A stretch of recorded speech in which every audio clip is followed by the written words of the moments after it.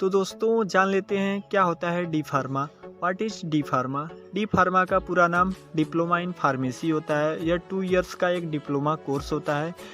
Hello दोस्तों, हमारे channel the pharmacy blogs में आपका फिर से स्वागत है। तो दोस्तों आज हम लोग डी फार्मा के बारे में जानेंगे कि क्या होता है डी फार्मा और डी फार्मा करने के लिए क्या योग्यता होनी चाहिए और डी फार्मा में हम लोग कैसे एडमिशन ले सकते हैं, क्या उसका एडमिशन प्रोसेस है और डी फार्मा के क्या क्या फ़ायदे हैं। और लास्ट में हम लोग जानेंगे कंक्लूजन मीन्स निष्कर्ष कि इस वीडियो को देखने के बाद क्या परिणाम मिला। सो इस वीडियो को पूरा देखिएगा और बताइएगा कैसा लगा वीडियो। सो चलिए स्टार्ट करते हैं। तो दोस्तों जान लेते हैं क्या होता है D pharma. What is D pharma? D pharma का पूरा नाम डिप्लोमा इन फार्मेसी होता है। यह 2 इयर्स का एक डिप्लोमा कोर्स होता है। इसमें दवाओं की उत्पादन, मार्केटिंग, दवाओं की क्वालिटी, स्टोरेज और डिस्ट्रीब्यूशन के बारे में पढ़ाया जाता है।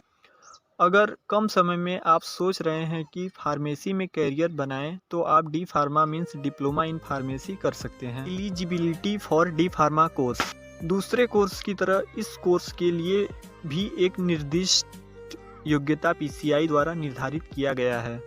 तो आइए जान लेते हैं कि डी फार्मा कोर्स के लिए क्या योग्यता होनी चाहिए। तो दोस्तों डी फार्मा करने के लिए आपको किसी भी मान्यता प्राप्त बोर्ड से 12वीं क्लास में physics plus chemistry plus math या physics plus chemistry plus biology होना कंपलसरी या ज़रूरी होता है। तो दोस्तों ये बात हो गई सब्जेक्ट की कि इंटर में क्या क्या सब्जेक्ट होना चाहिए। और आइए बात कर लेते हैं कि हमारा इंटर में मार्क्स मतलब नंबर कितना होना चाहिए। तो दोस्तों 12 क्लास में नंबर की बात की जाए तो सरकारी या फिर निजी या प्राइवेट कॉलेज में एडमिशन लेने के लिए 50% नंबर होने चाहिए। हालांकि एससी और एसटी छात्रों के लिए 45% अंक जरूरी होता है इस कोर्स में एडमिशन लेने के लिए। और कुछ ऐसी कॉलेज हैं जहां प्रवेश के लिए इसमें अधिक अंक की आवश्यकता होती है। तो दोस्तों आगे बात कर लेते हैं एज की कि डी फार्मा कोर्स करने के लिए क्या एज होना चाहिए। तो इस कोर्स को करने के लिए कम से कम 17 साल एज होना चाहिए। Admission process. तो दोस्तों आइए जान लेते हैं कि क्या होता है डी फार्मा का एडमिशन प्रोसेस या आप डी फार्मा में एडमिशन कैसे ले सकते हैं। आप 3 तरीके से डी फार्मा में एडमिशन ले सकते हैं। पहला इंट्रेंस एग्ज़ाम मोड और दूसरा मेरिट बेस पे आप एडमिशन ले सकते हैं और तीसरा डायरेक्ट एडमिशन प्रोसेस के थ्रू आप एडमिशन ले सकते हैं। तो आइए जान लेते हैं कि क्या होता है इंट्रेंस एग्ज़ाम मोड। तो इसमें सरकारी कॉलेज के लिए कुछ सामान्य प्रवेश परीक्षाएँ होती हैं जैसे जीकअप का पूरा नाम joint entrance examination council polytechnic Uttar Pradesh होता है। अगर आप यूपी से हैं तो आप जीकअप का एग्ज़ाम दे सकते हैं और अदर स्टेट या राज्य के लिए आप अलग अलग इंट्रेंस एग्ज़ाम दे सकते हैं। डी फार्मा करने के फ़ायदे। तो दोस्तों अब बात आती है कि डी फार्मा करने के फ़ायदे क्या क्या होते हैं।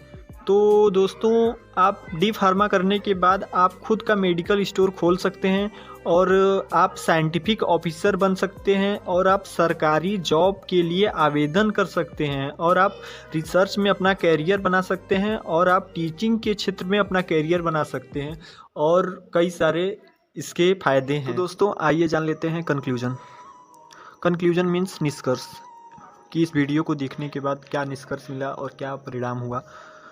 तो दोस्तों अगर आप डी फार्मा करने की सोच रहे हैं या फिर डी फार्मा कर रहे हैं तो ऐसे में आपको निराश होने की बिल्कुल भी ज़रूरत नहीं है, क्योंकि डी फार्मा एक ऐसा कोर्स है जिसे करने के बाद आप घर में खाली तो बिल्कुल भी नहीं बैठने वाले हैं।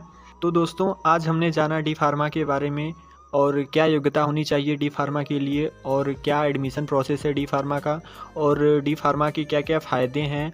तो दोस्तों अगर आपको यह वीडियो अच्छा लगा है तो इसे शेयर ज़रूर करें और इससे संबंधित कोई भी राय देना चाहते हैं तो आप कमेंट करके ज़रूर बताएं।